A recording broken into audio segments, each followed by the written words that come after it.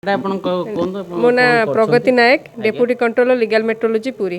ଆଜ୍ଞା କ'ଣ ଆପଣ କରନ୍ତି ଏସବୁ କାର୍ଯ୍ୟକ୍ରମ ଯେଉଁ ଆମର ଆୱାରନେସ୍ ହଁ କରୁଛନ୍ତି ଆୱାରନେସ୍ ଆୱାରନେସ୍ ବିଷୟରେ ଆପଣ କ'ଣ ଖାଲି ଆମର ଏତିକି ଆୱାରନେସ୍ କରାଯାଏ, ପ୍ଲସ୍ ଆମ ଡିପାର୍ଟମେଣ୍ଟର କାମ ହେଲା ଯାହା ଆମ ଯେକୌଣସି ବ୍ୟବସାୟ ପ୍ରତିଷ୍ଠାନରେ ଥିବା ଓଜନ ଯନ୍ତ୍ର ତାର ଯାଞ୍ଚ କରାଯାଏ ଏବଂ ଯେକୌଣସି କମ୍ପ୍ଲେନ୍ ଆସିଲେ ଯଦି କେଉଁଠି ଖାଉଟି କିମ୍ବା ଗ୍ରାହକ ଯଦି ଓଜନ ମାପ ଓଜନ ରିଗାର୍ଡ଼ିଂ ଯେକୌଣସି କମ୍ପ୍ଲେନ୍ ଆସେ ତାହେଲେ କମ୍ପ୍ଲେନ୍ ଆସୁ କିମ୍ବା ନ ଆସୁ ଆମର ରେଗୁଲାର ମନ୍ଥଲି ଚଢ଼ଉ ଚାଲିଥାଏ, ସବୁ ମାସରେ ଆଚ୍ଛା ଚଢ଼ଉ ମ୍ୟାଡ଼ାମ୍ ଚାଲିଥାଏ। ଆପଣ ଯେଉଁ ଏ ଯେଉଁ ସର୍କିଟ ହାଉସ୍ରେ ଆପଣ ଯେଉଁ କଲେ ଏଇ ଯେଉଁ 10-15 ଜଣ ଲୋକ ଥିଲେ ଏ କି 60-70 ଜଣ ଲୋକ ଥିଲେ ସେତିକିରେ ସୀମିତ ନା ଆଉ କିଛି ଆପଣଙ୍କ ସେଇ ମାଧ୍ୟମରେ କେମିତି କ'ଣ ମାନେ ସବୁ ଲୋକଙ୍କୁ ସଚେତନ କରାଯିବ? ନାଇଁ ଆମର ତ ରହିଛି ପାର୍ଟିସିପେଣ୍ଟ ଲୋକାଲ ଇଲେକ୍ଟେଡ୍ ରିପ୍ରେଜେଣ୍ଟେଟିଭ୍ ଡକା ହେଉଛି, ତାହା ସହିତ ଅନ୍ୟ ଡିଷ୍ଟ୍ରିକ୍ଟ ଲେବୁଲ୍ ଅଫିସର, ଅନ୍ୟ ଅଙ୍ଗନବାଡ଼ି ୱାର୍କର୍ସ, ୟୁଥ୍ରୁ ବି ଆସିଥିଲେ, ନେହେରୁ ଯୁବ କେନ୍ଦ୍ରରୁ ଷ୍ଟୁଡେଣ୍ଟ ମାନେ ଆସିଥିଲେ, ତ ପାର୍ଟିସିପେଣ୍ଟ ରହୁଛନ୍ତି।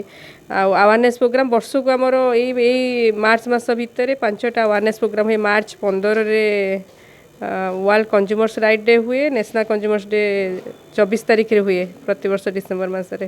ତା ସହିତ ଅଲଗା ଆୱାରନେସ୍ ପ୍ରୋଗ୍ରାମ୍ 3ଟା ବ୍ଲକ୍ ଲେବୁଲ୍ ପ୍ରୋଗ୍ରାମ୍ ବି ଥାଏ, ହେବାରେ ଅଛି ଯୋଜନା। ଜୟ ଜଗନ୍ନାଥ।